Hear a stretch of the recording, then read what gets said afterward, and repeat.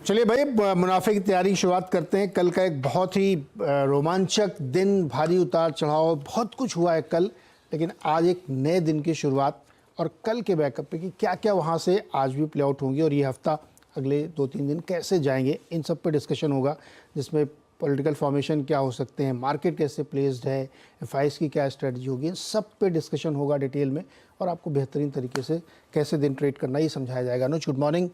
कल का तो भाई बहुत रोमांचक दिन था। Good morning Neeraj ji. कल रोमांचक था क्या था, थोड़ा सा हाँ। देखिए नीरज जी, एक चीज़ बताऊँ मैं आपको, मैं लोगों को बार बार कहता हूँ, क्योंकि मैं हमेशा बोलता हूँ कि स्टॉक मार्केट में काफ़ी चीज़ें होती हैं जो रियल लाइफ से जुड़ी हुई होती हैं, आपकी पर्सनल लाइफ, मूवीज़ जो आप देखते हैं। मैं एक मूवी की बार बार बात करता हूँ, 21, जिन्होंने नहीं देखी है उनको देखनी चाहिए। केविन स्पेसी की मूवी है वो उसमें एक ये दिखाते हैं कि कैसे MIT के एक प्रोफेसर, उनके 4 ब्रिलियंट स्टूडेंट्स ने कसिनोज को बीट किया, लास वेगस के मिलियंस ऑफ डॉलर्स बनाए। और वो कैसे, क्योंकि अपनी मैथमेटिकल स्किल को यूज़ करके उन्होंने प्रोबेबिलिटी गेम जो है उसमें उन्होंने उनको बीट किया। तो उसमें केविन स्पेसी एक चीज़ बोलते हैं कि कोई भी स्ट्रैटेजी बनाओ, always account for variable change. मतलब अगर कोई वेरिएबल चेंज हो गया, कल एक वेरिएबल चेंज हुआ है मार्केट में। करेक्ट। मैं एक चीज़ कहूँगा, मेरी जो एक रिग्रेट रहेगी, वो एक रिग्रेट ये रहेगी कि 3 दिन पहले मैंने एक व्यू लिया था कि अपनी ट्रेडिंग पोजीशंस को न्यूट्रल कर दीजिए, खाली कर दीजिए और 6 तारीख को आकर एक फ्रेश व्यू लीजिएगा। मैं थोड़ा एग्जिट पोल से इन्फ्लुएंस हो गया, मुझे थोड़ा इस चीज़ का एक रिग्रेट रहेगा। और वो मतलब देखिए क्या होता है कि क्योंकि सारे एग्जिट पोल एक तरफ थे, तो इसके लिए ये लगा नहीं कि सारे के सारे गलत हो जाएंगे। तो ये थोड़ा सा, कोई नहीं कह सकता कि ऐसा होगा, लेकिन मुझे अपनी जिस चीज़ का रिग्रेट है वो ये है, क्योंकि मेरा हमेशा ये होता है कि आप कोई भी इवेंट हो जाए उसके बाद भले ही 10% महंगा लें, लेकिन इवेंट रिस्क ना लें, ठीक है। तो वो एक कल गड़बड़ हो गई। कल एक और गड़बड़ हो गई। कल जो एक्चुअल डैमेज हुआ ना, वो हुआ था एक तो गिफ्ट निफ्टी था और एक प्री ओपन था। मामला गिफ्ट निफ्टी और प्री ओपन के बीच में पूरा फंस गया था। वो 9 से 9:15 के बीच में, वहाँ पे सारा मामला फंस गया था। अगर 9, 20, 25 तक भी अगर थोड़ा सा मार्केट गिफ्ट निफ्टी जैसा ही रहता तो लोगों को एग्जिट मिल जाती कम से कम। कल वो उन लोगों को एग्जिट नहीं मिल पाई जो एग्जिट पोल के बाद लेकर बैठे थे। वो थोड़ा सा एक दुख हो गया। मुझे बहुत ईमेल्स आई हैं कल कि सर हमारी क्या गलती है, हम तो मतलब इतने स्टॉक्स लेकर फंस गए, अब हम क्या करें। तो उनके लिए मैं एक चीज़ बोल रहा हूँ कि देखिए, ये थोड़े से नए समीकरण हैं मार्केट में। पिछले 4 साल में पहली बार मार्केट में क्रैश आया। हाँ, आई नो कि हम लोग क्रैश वर्ड नॉर्मली कभी भी यूज़ कर लेते हैं। Correct. कल क्रैश था, कल मार्केट में क्रैश था। और एक चीज़ मैं बताऊँ आपको, कोविड वाले दिन वाले जो गिरावट थी उसको मैं क्रैश नहीं मानता था, क्योंकि वो 0 वॉल्यूम पे मार्केट गिरा था। कल जो मार्केट गिरा है वो वॉल्यूम पे गिरा है। कल मार्केट में प्राइस डिस्कवरी पे मार्केट गिरा है। और कोविड के बाद जो पैसा आया था ना, उसने आज तक इतनी बड़ी करेक्शन देखी नहीं है। जो मिलेनियल जेनजी वाले हैं, अब हम सब ने अपना करियर ऑलमोस्ट सेम टाइम पे स्टार्ट किया था, तो हमको याद है वो 2004 से 8 वाला फेज, कितनी बड़ी बड़ी करेक्शन होती थी मार्केट। कितनी बार निफ्टी 200 मूविंग एवरेज जाता था, 4 बार तो निफ्टी 3 बार तो निफ्टी 30% ज़्यादा गिरा था। और 2008 वाली मार्केट उसमें करेक्शन में तो निफ्टी 58% तक गिर गया था।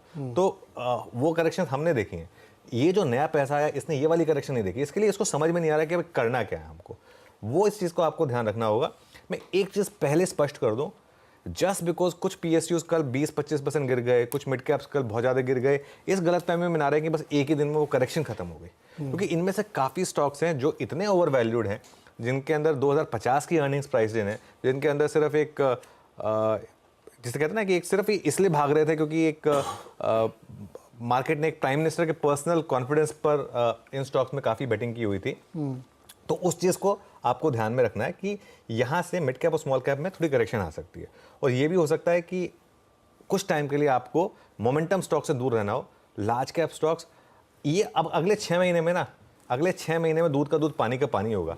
पिछले 2 साल में तो आप कुछ भी ले लो, चल रहा था। अब ये वाली जो मार्केट आएगी, इसमें आपकी स्किल्स टेस्ट होंगी, स्टॉक्स ढूंढने की, निकालने की, उसमें बने रहने की। अब आप रोज रोज मैजिक ब्रिक्स पे जाकर अपने फ्लैट का प्राइस नहीं चेक करते हैं, लेकिन आप रोज अपना डीमेट अकाउंट देखते हैं, रोज अपना वो होल्डिंग्स देखते हैं। ये एक दिक्कत होती है लिक्विड एसेट और इलिक्विड एसेट में। इसके लिए अपनी लाइफ में कुछ एसेट्स, रियल एसेट भी होने चाहिए, जैसे गोल्ड प्राइसेस। अब गोल्ड प्राइसेस रोज बढ़ते चढ़ते हैं, तो आप अपना थोड़ा देखते हैं कि मेरी चेन की वैल्यू कितनी हो गई या मेरी इसकी वैल्यू कितनी हो गई। ये कोई नहीं देखता। लेकिन स्टॉक मार्केट में जब उस तरह, तो हम रोज रोज देखते हैं कि मेरा पोर्टफोलियो आज इतना हो गया। अगर आप इन्वेस्टर हैं और अगर आपने परसों नहीं बेचा था, तो वो जो आपका बुक MTM प्रॉफिट दिखा रहा था, वो MTM था।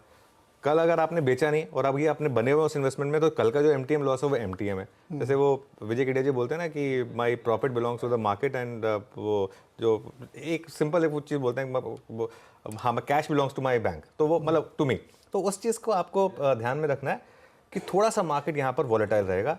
एक दो चीज़ें और ऐड कर रहा हूँ, पॉसिबल है आज गिफ्ट निफ्टी ऊपर है, पॉसिबल है कि एट सम पॉइंट यहाँ पे वापस सेलिंग आ जाए।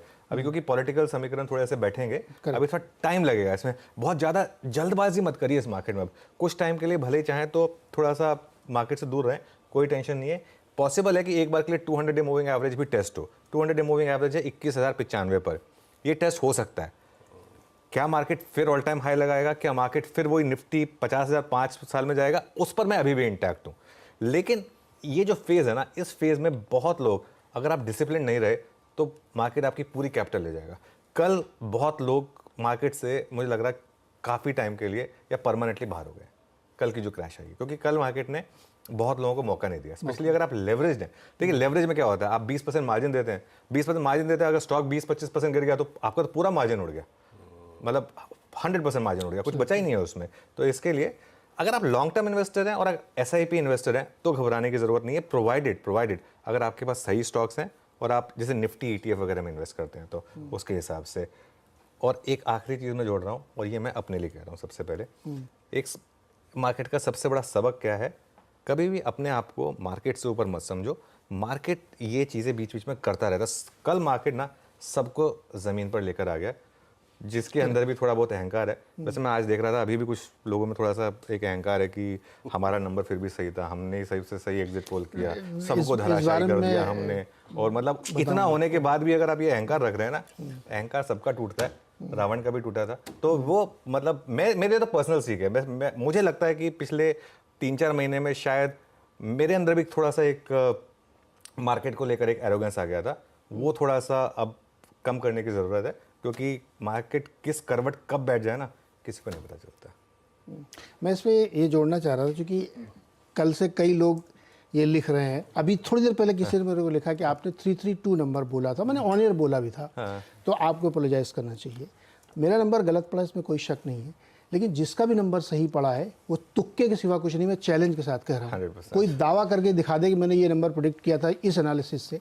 हमने जो किया था वो एनालिसिस बेस्ड था, और आपकी कहने की वजह से मैं अपनी तरकीब बदल दूंगा, भाई साहब नहीं बदलूंगा मैं। अभी मैंने आपको सुबह ही बताया था कि बहुत बार होता है हमारा नंबर गलत पड़, जैसे आप कह रहे हैं ना कि हम लोग का नंबर गलत पड़ गया, लोग ट्रोल कर रहे हैं।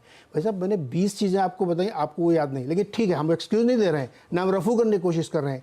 लेकिन अगर कोई एक व्यक्ति ये कह रहा था कि 230 सीटें आएंगी तो तुक्का था वो। नहीं, वो 230 तो किसी ने नहीं बोला। इसलिए गलतफहमी मत रहिए कि आप मेरे को ट्रोल करेंगे तो मैं एकदम डर जाऊंगा, मैं अपनी पॉलिसी बदल लूंगा। मैंने सुबह भी कहा है कि गलतफहमी मत रहिएगा, बीजेपी मोदी को राइट ऑफ मत करिएगा, वही सरकार बनाएंगे, वही फैसले लेंगे, संविधान उनको अलाउ। नहीं, वो ठीक है नीरज, वो अलग चीज़ है, वो अलग चीज़ है, वो खैर एक अलग डिबेट है, उसमें भी हम ऑब्वियसली एंटर करेंगे, उसमें भी हम एंटर करेंगे। लेकिन जो पॉइंट मैं ये कह रहा था ये था कि थोड़ा सा एक मार्केट में एक, और मार्केट में नहीं, इन लाइफ ऑल्सो, लाइफ में भी ये वाला जो इलेक्शन था एक थोड़े से कुछ लेसन लेकर आया सबके लिए कि थोड़ा सा जमीन पर रहो, उड़ो मत। और एक बात है, अगर आपका एग्जिट पोल इतना ही सही था तो आपने परसों, मतलब जब उस दिन मार्केट जब इतना तेज था, उस दिन क्यों नहीं दिखा के लोगों को बोला कि नहीं हमारा एग्जिट पोल सही होगा? उस दिन दिखा दो ना, फिर उस दिन दिखा दो। कल फिर वो करके क्या फायदा है? वैसे वो भी गलत है नंबर, उसमें भी 310 का नंबर दिखाया था आपने, बट ठीक है, ये सब चीजें ना,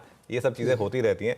अब हम समझते हैं इन चीजों को, आई थिंक जनता भी समझती है, ऐसा नहीं है। और एक चीज है, भारत की जनता में एक चीज तो बहुत अच्छी है, ये जो वर्डिक्ट आया ना, ये बहुत पिक्यूलियर वर्डिक्ट है।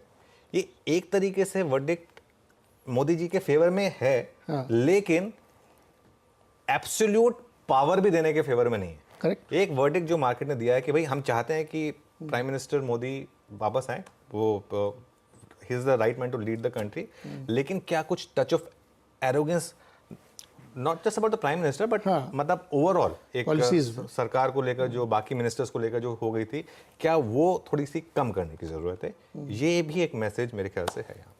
और एक्सेप्शंस नेवर मेक रूल, ध्यान रखिएगा आप लोग।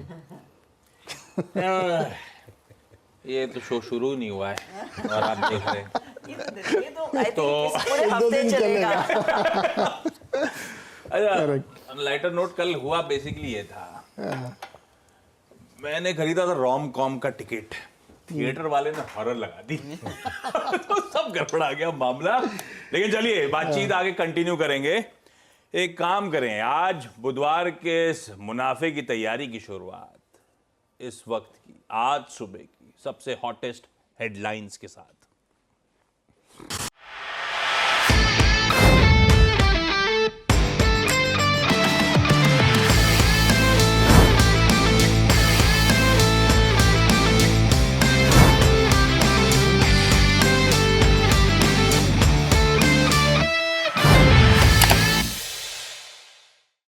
बता दें कि मनी कंट्रोल पर दिए गए विचार एक्सपर्ट्स के अपने निजी विचार होते हैं।